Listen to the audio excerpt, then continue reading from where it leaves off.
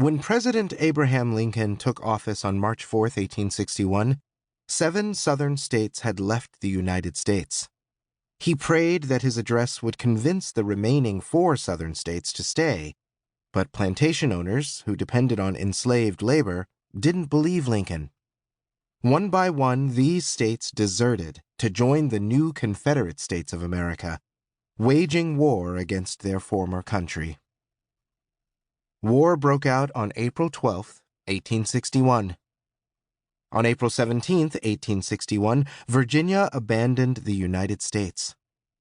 When the enslaved people in Virginia heard the news, they knew that their families would be separated, the men dragged farther south and forced into hard labor, digging trenches, building fortifications, and hauling weapons to prepare for battle.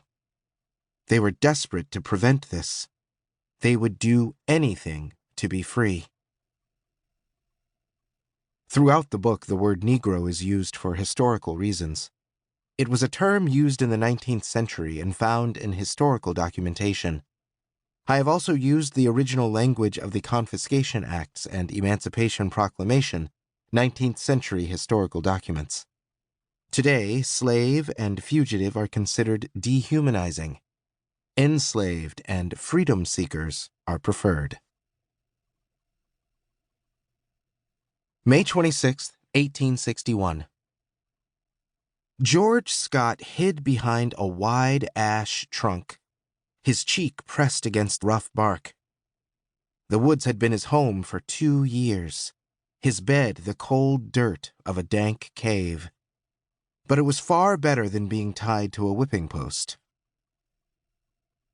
Scott spent his days roaming the forest and swamp. He knew nearly every inch of them, but he also needed to know what was going on in the town of Hampton, and that was riskier. Hunters were in search of Negroes there. He had to prepare himself, to find out as much as he could, so that he'd be ready to move. Negroes were in even higher demand because they were used for labor in the war effort. The mob after him would keep growing.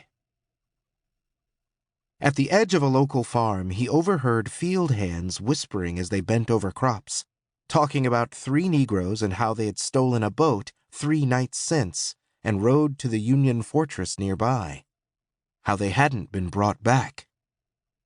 Scott's heart lurched. Could it be? Were the Union soldiers inside Fortress Monroe friends to Negroes?